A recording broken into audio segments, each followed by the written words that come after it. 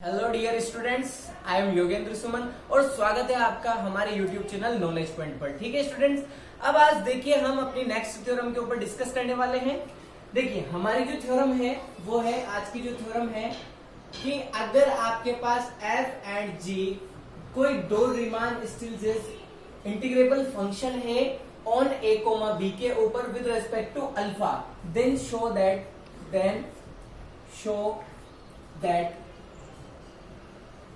fg is also Riemann Stieltjes integrable on that interval a comma b with respect to alpha। ठीक है students, ठीक है। अब देखिए हमारे पास क्या है कि दो फंक्शन है f और g, वो पहले से रीमान स्टिल्टजेस इंटीग्रेबल है और हमको शो करना है कि उनका जो प्रोडक्ट है वो भी क्या होता है, रीमान स्टिल्टजेस इंटीग्रेबल होता है। अब देखिए स्टूडेंट, सबसे पहले बात आती है कि रीमान स्टिल्टजेस इंटीग्रेबल फंक्शन में क्या होता है कि जो भी आप फंक्शन को आप रीमान स्टिल्टजेस इंटीग्रेबल बता रहे हो वो फंक्शन सबसे पहले क्या होना चाहिए, a कोमा b के ऊपर क्या होना चाहिए, एक close interval a comma b के ऊपर क्या होना चाहिए, वो बाउंडेड होना चाहिए। अगर आपका फंक्शन बाउंडेड नहीं है तो आप कितने भी माथाफोड़ी करते जाओ, आपका रीमान स्टिल्टजेस इंटीग्रेबल फंक्शन वो शो नहीं हो पाएगा। तो आप ऐसे समझिए कि आपके पास किसी फंक्शन को रीमान स्टिल्टजेस इंटीग्रेबल बताने से पहले आपको उस फंक्शन को close interval a comma b पर आपको क्या शो करना पड़ेगा,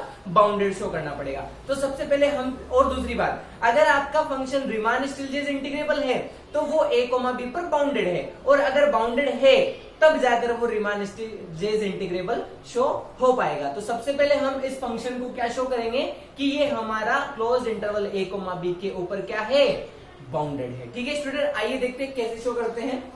इसका प्रूफ देखिए, since f is Riemann Stieltjes integrable over alpha, it implies that f is bounded on a comma b। ठीक है, सही बात है। रीमान स्टिल्टजेस होगा, अगर बाउंडेड होगा तभी रीमान स्टिल्टजेस इंटीग्रेबल होगा। नॉट बाउंड, देखिए Riemann Stieltjes integrable implies bounded, not bounded not Riemann Stieltjes integrable. ठीक है स्टूडेंट्स, तो सबसे पहले आपका f रीमान स्टिल्टजेस इंटीग्रेबल है, इसका मतलब f क्या होगा, बाउंडेड होगा। इट इंप्लाइज दैट, बाउंडेड की डेफिनेशन होती है कि जब भी कोई फंक्शन बाउंडेड होता है तो उसका मॉड्यूलस किसी पॉजिटिव क्वांटिटी से क्या होता है, छोटा होता है। ठीक है स्टूडेंट, तो there exist k greater than equal to 0 such that modulus of f of x is less than k। ठीक है student, similarly g is Riemann Stieltjes integrable, it implies that g is bounded on a comma b। it implies that there exists k dash, बोल दीजिए k बोल दीजिए, उससे कोई फर्क नहीं पड़ने वाला, such that g of x is less than equal to k।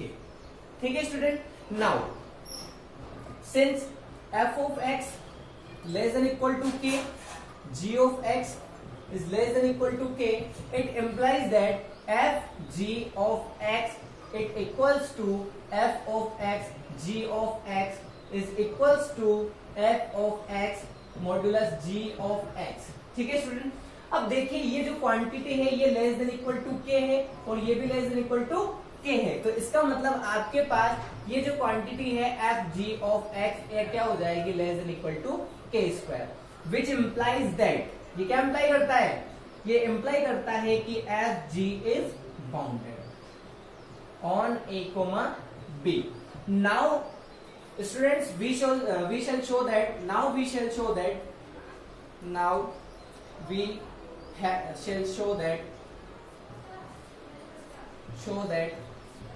fg is Riemann Stieltjes integrable on a comma b with respect to alpha। okay students, since we have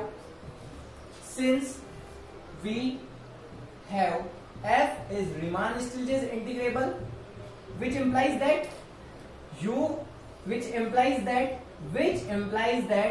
for each epsilon greater than 0 there exists a partition p of a comma b such that up f alpha minus lp f alpha less than epsilon। ठीक है students, here we use epsilon by 2k। okay students, now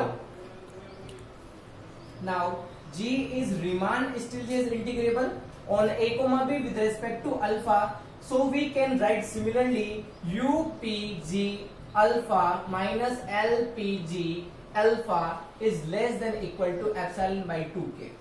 ठीक है, अब देखिए आप सोच रहे होंगे कि आप यहाँ पर एप्सिलॉन बाय 2k क्यों यूज कर रहे हो, क्योंकि हमको जो शो करना है आगे जाके हमको 2k क्या जरूरत पड़ने वाला है। तो आप चाहिए तो आप इसको एप्सिलॉन डैश लिख लीजिए, आप एप्सिलॉन डबल डैश लिख लीजिए, पर आगे जो हमारा पर्पस है उसको सेटिस्फाई करवाएंगे तो उसके लिए हमको ऐसा तो लिखना पड़ेगा। क्यों लिखना पड़ेगा, क्योंकि ये होल्ड हो रहा है। ठीक है, ये एक बहुत स्मॉल पॉजिटिव क्वांटिटी होनी चाहिए। This is a very large positive quantity and this is a very small positive quantity.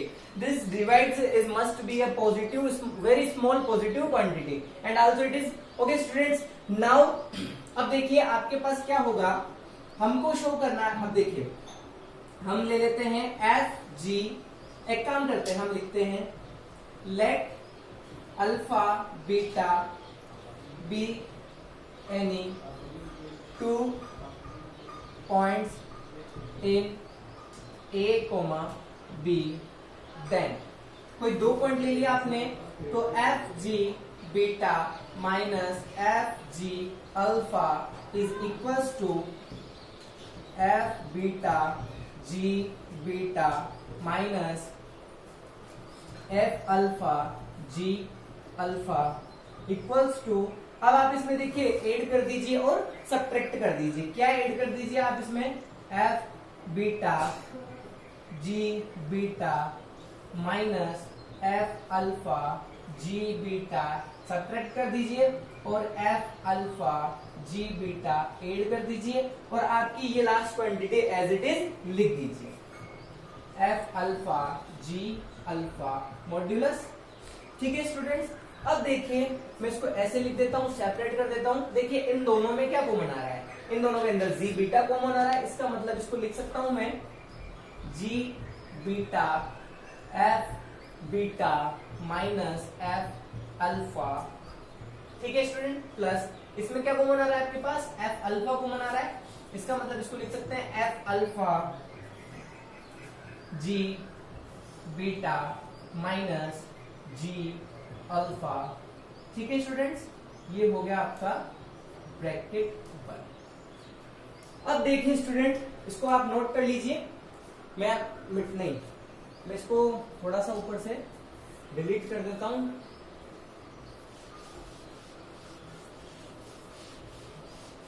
अब देखिए इसको मैं ऐसे लिख दूं students, F ji beta minus F G alpha is equals to, ये क्या हो जाएगा आपके पास, ये हो जाएगा जी बीटा और F beta minus F alpha plus F alpha जी बीटा माइनस जी अल्फा। ठीक है स्टूडेंट, और ये इक्वालिटी बन जाएगी इनइक्वालिटी, क्योंकि देखिए आपके पास ट्रायंगल इनइक्वालिटी क्या कहती है, x plus y is equals to modulus x plus modulus y. पर जब मल्टीप्लाई में अलग अलग करते हैं तो उसका कोई फर्क नहीं पड़ता है। तो आप इसको यहां ऐसे समझ लीजिए, since modulus x plus y is implies, तो ये हो जाएगा modulus x plus modulus y and x modulus x y is equals to modulus x modulus y. Multiplication में मॉड्यूलस का कोई फर्क नहीं पड़ता है। ठीक है, अब देखिए this quantity is k, is this quantity is less than equal to k and this quantity, अच्छा sorry अब देखिए स्टूडेंट आपके पास क्या है, ये जो क्वांटिटी है ये k से लेस देन इक्वल टू है और ये है आपका f beta minus f alpha, और ये क्वांटिटी है आपकी k से लेस देन इक्वल टू है g beta minus g alpha. क्यों है आपके पास, क्योंकि आपका जो f ऑफ x है वो less than equal to k है फॉर ऑल x के लिए। x कुछ भी हो सकता है, alpha beta gamma del omega कुछ भी हो सकता है। ठीक है, तो ये क्वांटिटी और इसी टाइप से आप जी बीटा के जी एक्स भी आपका लेस देन इक्वल टू क्या है, k फॉर ऑल x के लिए। अब देखिए स्टूडेंट आप क्या कीजिए,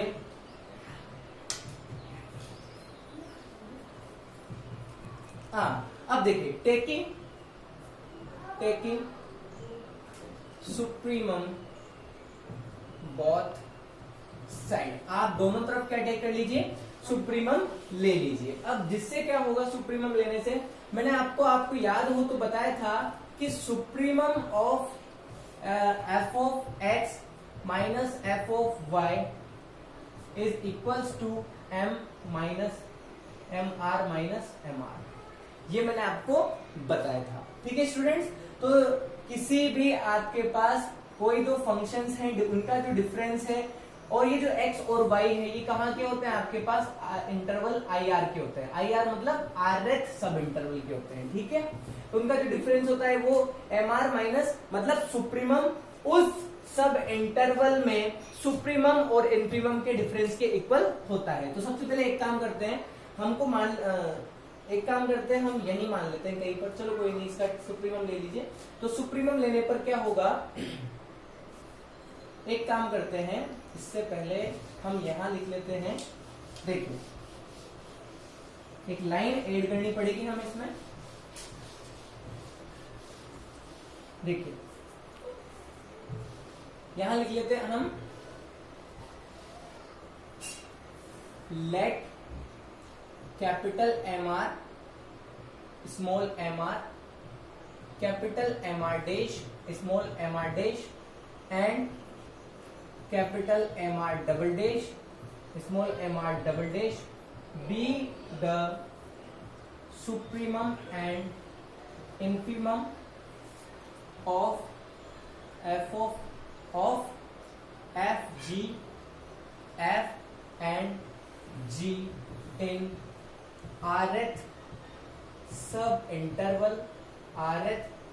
interval x are minus one x r. ठीक है, अब आप इसका सुप्रीमम ले लीजिए। ठीक है, तो टेकिंग सुप्रीमम, तो जब आप इसका सुप्रीमम लोगे तो मैंने आपको बता रखा है कि जब आप इसका सुप्रीमम लेते हो तो जो सुप्रीमम होता है वो इस फंक्शन के सुप्रीमम और इन्फीमम के डिफरेंस के इक्वल हो जाता है। तो जब आप इसका सुप्रीमम लोगे तो ये हो जाएगा आपके पास, इसका सुप्रीमम कौन है एम आर और इस इन्फीमम कौन है small m r is less than equal to k, और इसका सुप्रीमम कौन है आपके पास एम आर डैश और इन्फीमम कौन है एम आर डैश। इसका सुप्रीमम कौन है आपके पास एम आर डबल डैश और इन्फीमम कौन है आपके पास एम आर डैश।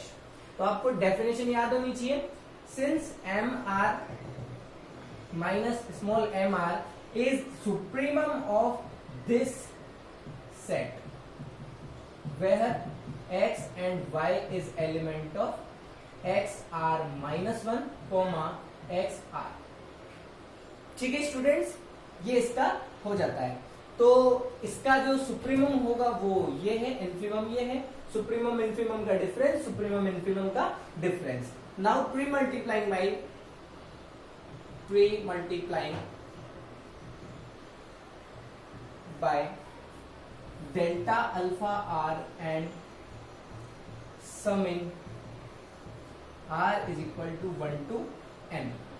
इससे क्या होगा, मल्टीप्लाई करके सम कर दीजिए, r बराबर 1 to n M R minus small m are delta alpha are less than equal to के।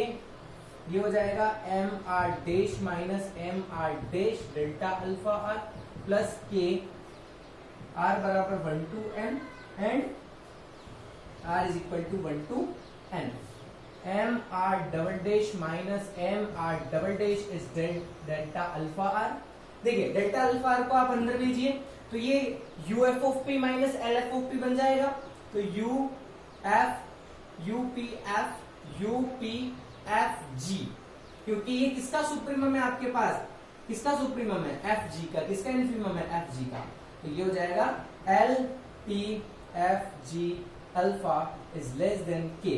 इसका क्या होगा U P F alpha minus L P F alpha plus इसका क्या होगा U P F sorry G alpha minus L P G alpha.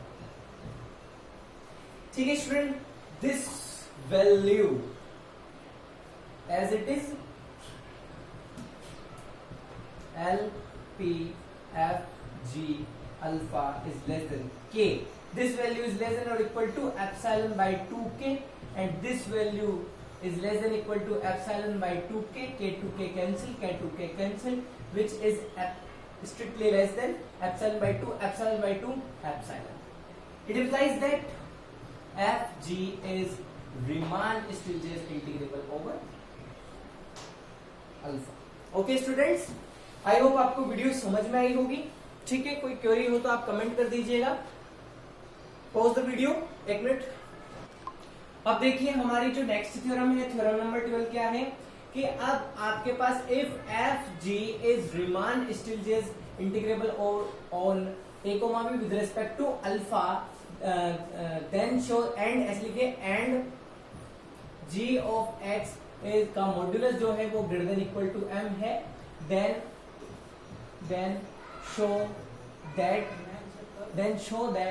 f by g is also Riemann-Stieltjes integrable on a comma b with respect to alpha.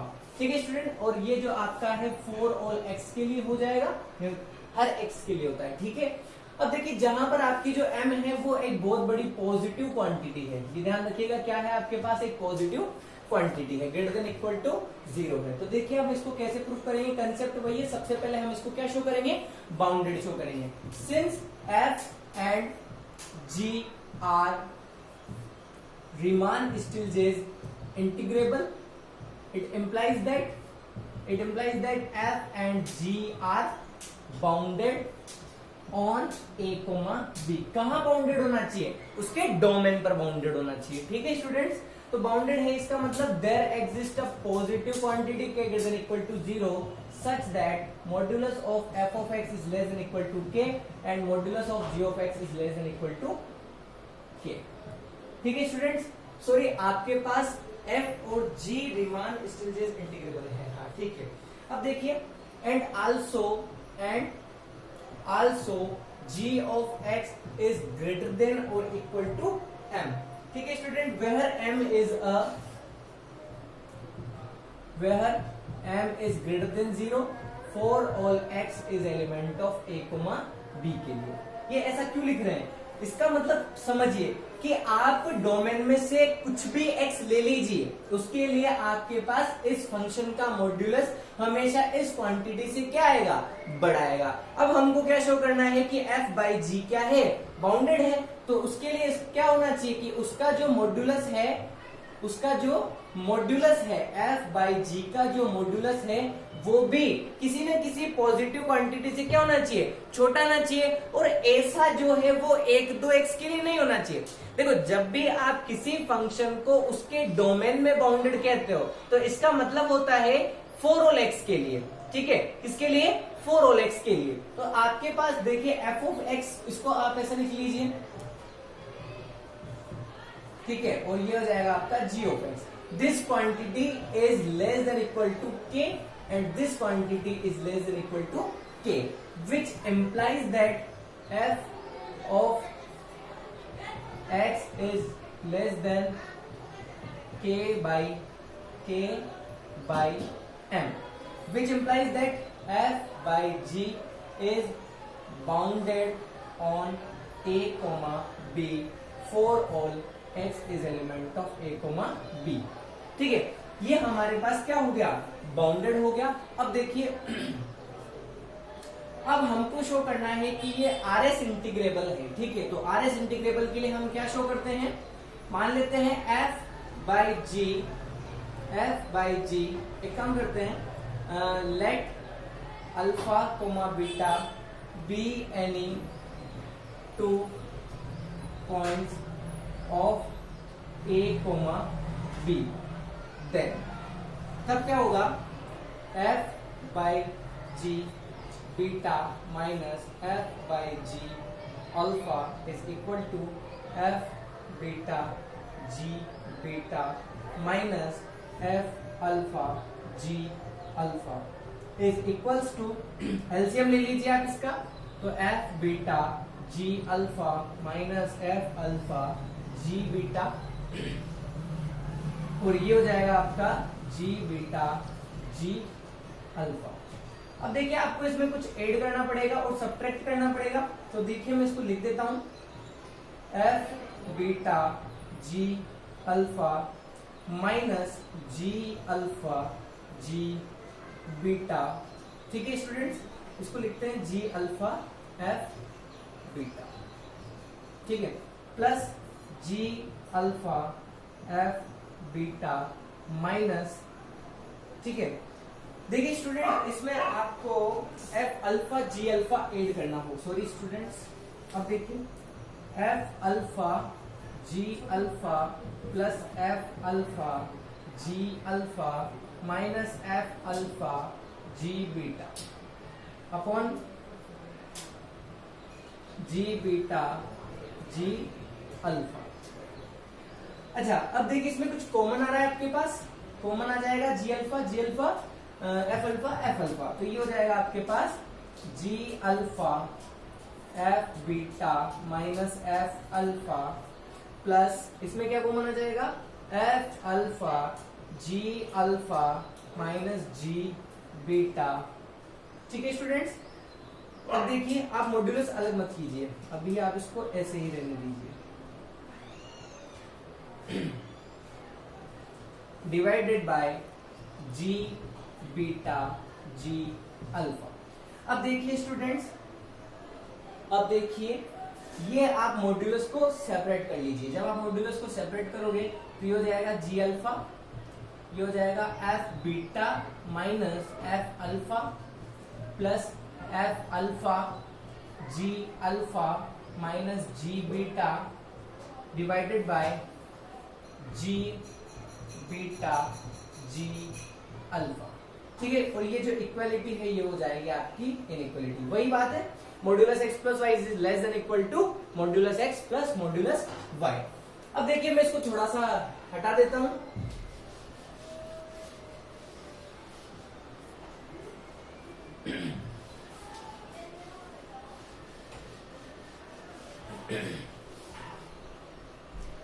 अब देखिए students, इसको हम separate कर लेते हैं, तो ये हमारे पास हो जाएगा F beta by ji beta minus F alpha by G alpha is less than और equals to G alpha upon G beta ji alpha.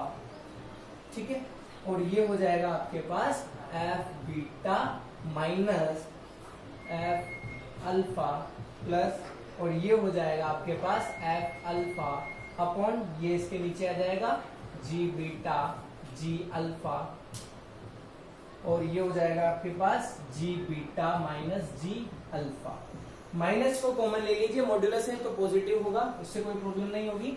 अच्छा, अब देखिए ये जो है ये लेस देन और इक्वल टू है के लिए, और ये है आपके पास जी बीटा जी, और ये है आपका के स्क्वायर। ठीक है, और ये हो जाएगा आपका F beta minus F alpha, और ये है आपका ये है less than equal to k, और ये है आपका लेस देन इक्वल टू के स्क्वायर। अच्छा स्टूडेंट्स, एक बार देखिए ये जो है ना के स्क्वायर नहीं है, ये है आपका एम स्क्वायर, ये है आपका एम स्क्वायर। क्यों, अभी बताते हैं। जी अल्फा, सिंस आपका जो एफ ऑफ एक्स है वो लेस देन इक्वल टू के है, और जो आपका जी ऑफ एक्स है वो less than equal to M है। ठीक है, where for all X is element of X are minus one और एक्स आर के लिए। देखिए हर एक्स के लिए आपके पास modulus of G of X क्या है, एम से छोटा है। अब एक्स अल्फा हो बीटा हो तो फिर भी छोटा ही होगा। ठीक है, तो G of beta is less than equal to M, और G of alpha is less than equal to M हो जाएगा। ठीक है, तो इसलिए मैंने यहाँ पर इसकी वैल्यू भी एम हो गई, इसकी वैल्यू एम होगी, तो एम स्क्वायर एम और एम स्क्वायर। अब देखिए स्टूडेंट्स क्या है बात, अब देखिए सबसे पहले हम यहाँ पर आकर अटक गए। अब हमको जो दिया हुआ है वो क्या दिया हुआ है, सिंस एफ और जी जो है वो रीमान स्टिल्जेस इंटीग्रेबल है, तो मैं लिख सकता हूं direct you P F alpha. आप उस पूरी डेफिनेशन को लिखिएगा एल पी एफ। अच्छा एक काम करते हैं ना, हम इसका सुप्रीमम भी ले लेते हैं साथ के साथ, तो ये हो जाएगा G beta minus F alpha जी अल्फा टेकिंग सुप्रीमम। इसका सुप्रीमम आप ले लीजिए, इसका सुप्रीमम लोगे।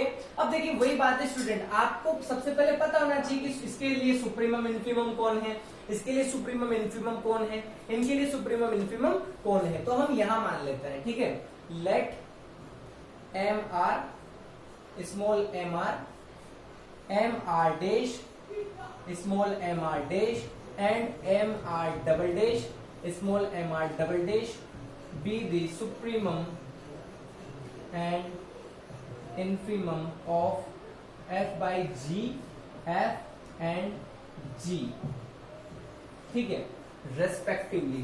ये हमारे पास इनके क्या है, सुप्रीमम और इन्फीमम है इन rth sub interval x are minus one comma x are के अंदर, ये क्या है, इनके सुप्रीमम और इन्फीमम है, ठीक है स्टूडेंट्स। अब देखिए इसका सुप्रीमम ले लेते हैं, तो टेकिंग सुप्रीमम, तो सुप्रीमम टेक करेंगे तो क्या होगा, ये हो जाएगा इसका सुप्रीमम माइनस इन्फीमम, तो m are minus M r less than equal to के बाई एम स्क्वायर, और ये हो जाएगा m are dash minus M R dash, और ये हो जाएगा m are double dash minus M R double dash, ठीक है। अब एक काम करते हैं, प्री मल्टीप्लाइंग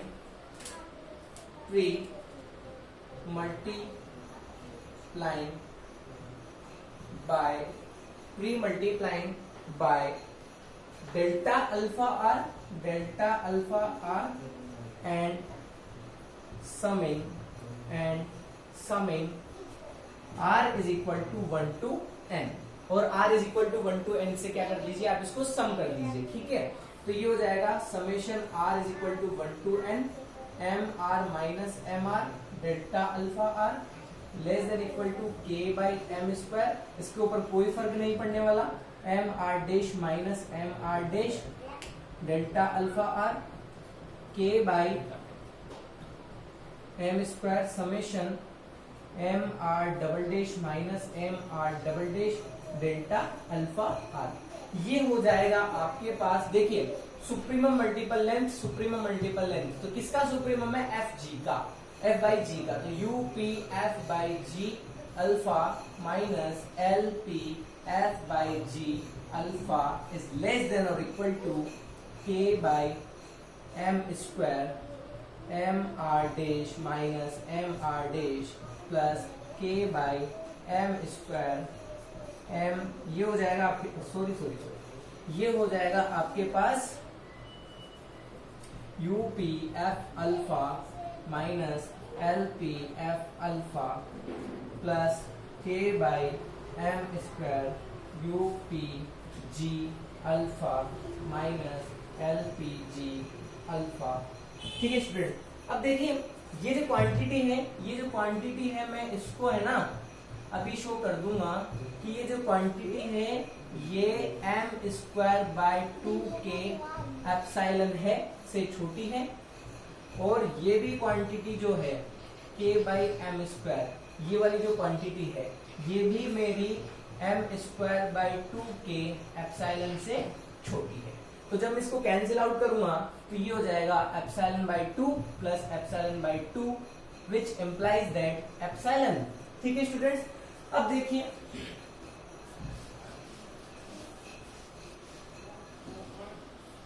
ये हो गया आपके पास U P F by G alpha minus L P F by G alpha is less than epsilon, ठीक है।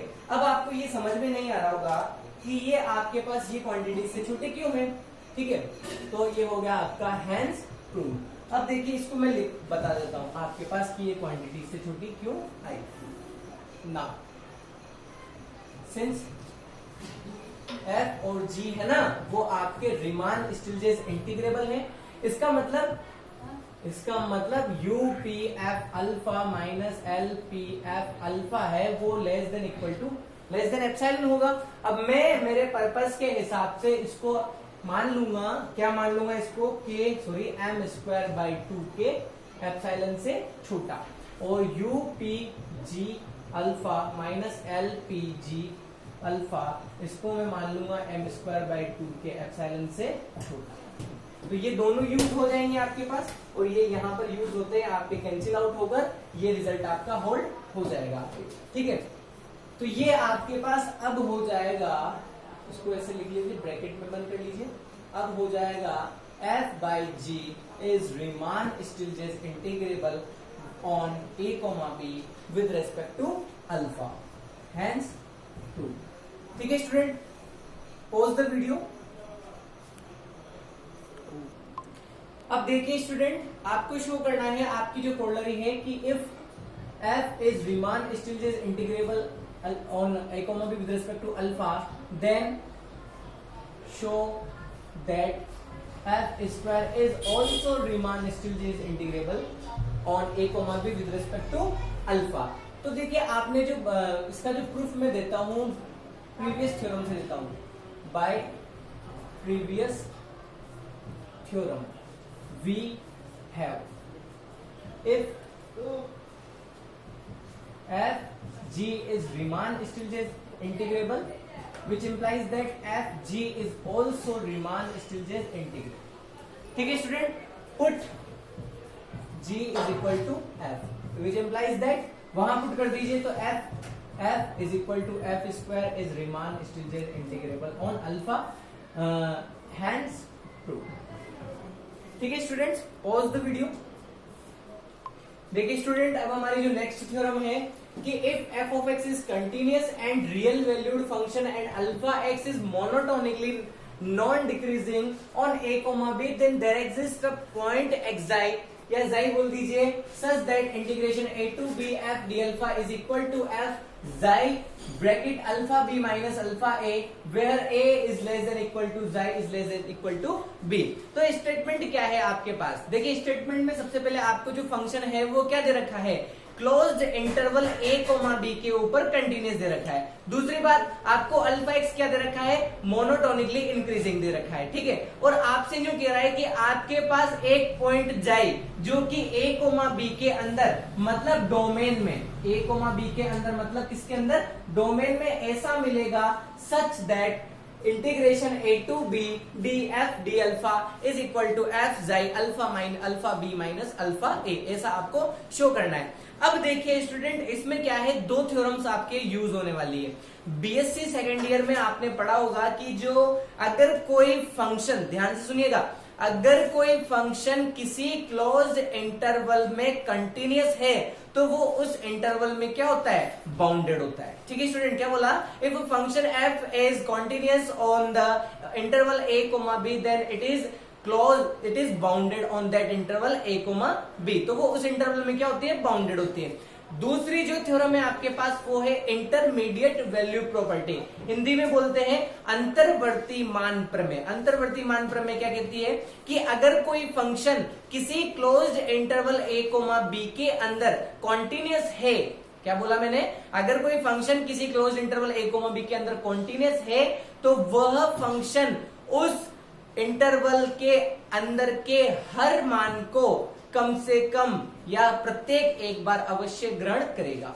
ठीक है स्टूडेंट, ये है हमारी अंतर्वर्ती मान प्रमेय। तो इन दोनों थ्योरम्स की वजह से हमको ये प्रूफ समझ में आ जाएगा। क्यों हम दोनों थ्योरम क्यों लगा सकते हैं, दोनों थ्योरम की जो नेसेसरी कंडीशन है अप्लाई होने की कि फंक्शन को कंटिन्यूस होना पड़ेगा, दूसरी बात इंटरवल को कैसा होना पड़ेगा, क्लोज होना पड़ेगा। तो आप ऐसे समझ लीजिए, अगर आपके पास क्लोज इंटरवल है और प्लस कॉन्टिन्यूस फंक्शन है तो आप उसमें बाउंडेडनेस थ्योरम भी लगा सकते हो और इंटरमीडिएट वैल्यू प्रॉपर्टी भी लगा सकते हो। इसको हम शॉर्ट फॉर्म में आईवीपी भी बोल देते हैं। ठीक है स्टूडेंट, तो बाउंडेडनेस प्रॉपर्टी क्या है कि if a function f is continuous on a, b where a, b is closed, ठीक है, then the function is bounded। Okay student, दूसरी जो प्रॉपर्टी है इंटरमीडिएट वैल्यू प्रॉपर्टी कि if a function f is continuous on a closed interval a, b then it takes every value between a, b। Okay student, उसके अंदर के हर मान को क्या करती है, वो ग्रहण करती है। ठीक है, कम से कम एक बार अवश्य ग्रहण करती है। आपको ऐसा लिखा हुआ मिल जाएगा बुक में कि अगर आपका फंक्शन f किसी क्लोज इंटरवल a, b के अंदर कंटिन्यूस है तो वो फंक्शन उस अंतराल के अंदर के प्रत्येक बिंदु को प्रत्येक मान को कम से कम एक बार अवश्य ग्रहण करेगी। ठीक है स्टूडेंट, ये आपको बीएससी सेकेंड ईयर में आपको मिल जाएगा। ठीक है, तो कॉन्टिन्यूटी का चैप्टर है, उसमें देख लीजिएगा। अब देखिए सबसे पहले since f of x is continuous on a comma b which implies f of x is bounded. किसी फंक्शन का बाउंडेड होने का मतलब है कि उसका रेंज सेट कैसा होना चाहिए, बाउंडेड होना चाहिए। रेंज सेट बाउंडेड होने, अगर कोई सेट बाउंडेड है तो डेफिनेटली उसके पास सुप्रीमम और इन्फीमम तो मिलेगा ही मिलेगा। तो फंक्शन क्या हो गया हमारा, बाउंडेड हो गया। किसी फंक्शन का बाउंडेड होने का मतलब है जैसे कि ये a कोमा b है, तो कोई फंक्शन अगर बाउंडेड है तो उसका जो रेंज सेट है वो क्या हो जाता है, किसी पॉजिटिव क्वांटिटी ऐसे बोल दीजिए, ये बीटा बोल दीजिए और ये क्या बोल दीजिए अल्फा, तो ऐसा वो हरकत करता है। ठीक है स्टूडेंट, अगर कोई फंक्शन किसी डोमेन पर बाउंडेड है तो जैसे ही आपका, इसका मतलब क्या है, फंक्शन बाउंडेड होने का मतलब है कि या तो फंक्शन का रेंज सेट बाउंडेड हो। ठीक है, तो रेंज सेट बाउंडेड होने का मतलब क्या है, आपके पास एक सेट ऐसा मिल गया जो बाउंडेड है, और जब भी कोई सेट बाउंडेड हो जाता है तो डेफिनेटली उसके पास सुप्रीमम और इन्फीमम तो मिलेगा ही मिलेगा। तो अब मान लीजिए let capital M and small m be the supremum and infimum of f of x। अगर सुप्रीमम और इन्फीमम है तो ये इंप्लाई करेगा कि small m is less than equal to f of x is less than equal to capital M। अब देखिए integrate both side a to b m d alpha m d alpha is less than equal to integration a to b f of x d alpha is less than equal to integration m d alpha a to b। तो ये हो जाएगा आपके पास student m alpha b minus alpha a, ये हो जाएगा आपके पास integration a to b f of x d alpha less than equal to m alpha b minus alpha a। अब आप देख पा रहे हैं स्टूडेंट कि ये जो वैल्यू है ये इन दोनों के बीच में आ रही है। इसका मतलब ये देखिए alpha b minus alpha a, alpha b minus alpha a दोनों तरफ सेम है, बस डिपेंडेंसी किसके ऊपर है, स्मॉल m और कैपिटल M के ऊपर डिपेंडेंसी है। तो मैं ऐसे लिख सकता हूं क्या, देखिए ये वैल्यू इन दोनों के बीच में है डेफिनेटली, यानी कि स्मॉल m और कैपिटल M के अंदर एक वैल्यू ऐसी है जिस पर ये वैल्यू इक्वल हो जाएगी। ठीक है, तो ऐसे लिख देता हूं, then there exist lambda such that small m is less than lambda is less than equal to m। ठीक है, तो क्या होगा, such that integration a to b f d alpha is equal to lambda alpha b minus alpha a। यहां पर हमने कौन सी property लगाई, बाउंडेडनेस। कौन सी प्रॉपर्टी, बाउंडेडनेस प्रॉपर्टी अप्लाई की है। ठीक है स्टूडेंट, ये आपको समझ में आया। ठीक है, देखिए ये वैल्यू और ये वैल्यू सेम है, बस डिपेंडेंसी स्मॉल m और कैपिटल M की वजह से। तो इसका मतलब है कि अच्छा ये वैल्यू डेफिनेटली इनके बीच में है, तो ये वैल्यू इनके बीच की किसी न किसी, देखो यहाँ स्मॉल m यहाँ कैपिटल M, तो बीच में कोई ना कोई वैल्यू तो होगी। सपोज मैंने उसको क्या बोल दिया, लेमडा बोल दिया। ठीक है, तो लेमडा को जब मैं इससे मल्टीप्लाई कर दूंगा तो वो इसके बीच में आ जाएगा, और बीच में आ जाएगा तो ये वैल्यू किसके इक्वल हो जाएगी, इसके इक्वल हो जाएगी। तो सिंपल सी बात है, ऐसे समझिए कि स्मॉल m और कैपिटल M के बीच में आपको एक ऐसा लेमडा मिलेगा जिसके लिए ये जो वैल्यू है ये किसके इक्वल हो जाएगी, इसके इक्वल हो जाएगी। ठीक है स्टूडेंट्स, अब देखिए सिंस हमारा जो f है वो क्या है, is continuous on close interval a, b, then by intermediate value property। IVP means intermediate value property, या इसको अंतर्वर्ती मान प्रमेय भी कहते हैं। प्रमेय, इंटरमीडिएट वैल्यू प्रॉपर्टी,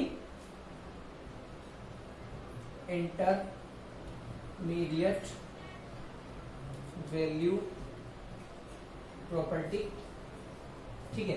तो इंटरमीडिएट वैल्यू प्रॉपर्टी क्या कहती है? इंटरमीडिएट वैल्यू प्रॉपर्टी ये कहती है कि अगर आपका कोई फंक्शन किसी क्लोज इंटरवल के अंदर किसी क्लोज इंटरवल पर कंटिन्यूअस है तो वो उसमें आईवीपी प्रॉपर्टी को होल्ड करेगा।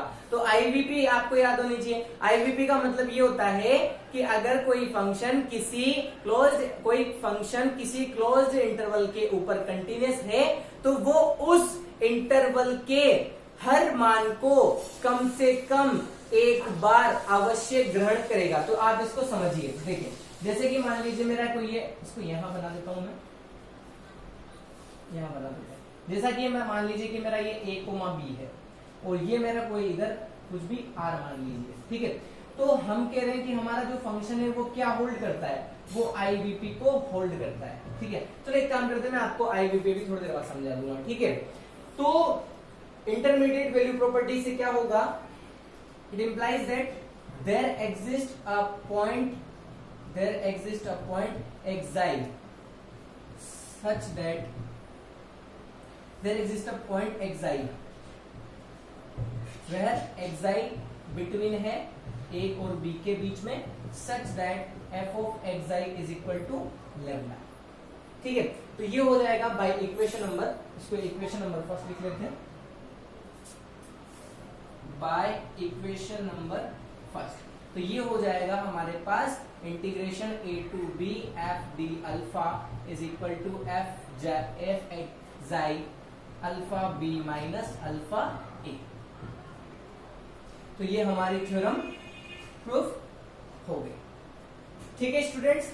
अब देखिए, मैं आपको इंटरमीडिएट वैल्यू प्रॉपर्टी के बारे में थोड़ा सा बता देता हूं। देखिए, इंटरमीडिएट वैल्यू प्रॉपर्टी क्या होती है? इंटरमीडिएट वैल्यू प्रॉपर्टी, ठीक है। If f is continuous on a, b, then it takes then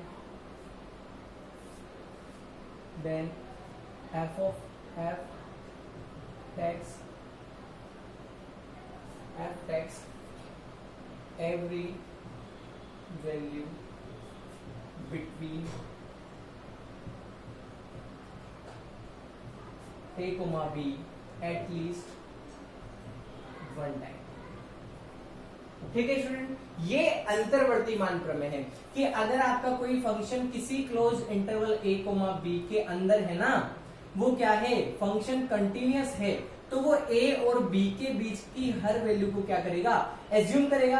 अब देखो, मैंने क्या बोला कि ये जो मेरा लेमडा है, ये कहाँ है? स्मॉल m और कैपिटल M के अंदर है, पर स्मॉल m और कैपिटल M तो हमारे इधर बनने वाले हैं, तो ये लेमडा इसके अंदर है। अब देखिए, हमको पता है कि हमारा जो रेंज सेट है वो इसके बीच में रहने वाला है, ठीक है स्टूडेंट्स। तो देखिए क्या होगा कि जो लेमडा है वो इसके बीच में है, तो ये लेमडा कैसे आया? आपको ये बात समझनी है। तो ये लेमडा के लिए आपको इधर कोई ना कोई वैल्यू मिली होगी, इधर आपको कोई ना कोई एक्साई मिला होगा, तभी तो कनेक्ट होकर ये आया होगा। तो जब इस पर f ऑपरेट हुआ होगा तो ये किसकी वैल्यू हो गई होगी?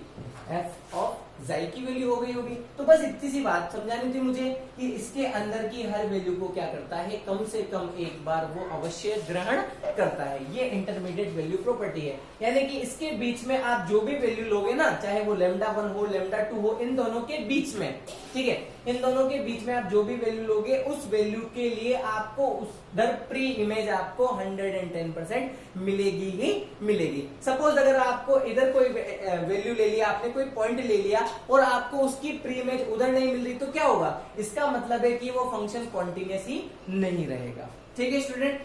आई होप स्टूडेंट आपको वीडियो अच्छी लगी होगी, तो कमेंट करना ना भूलें, प्लीज लाइक करें, सब्सक्राइब करें और वीडियो को शेयर करना ना भूलें। Thank you students.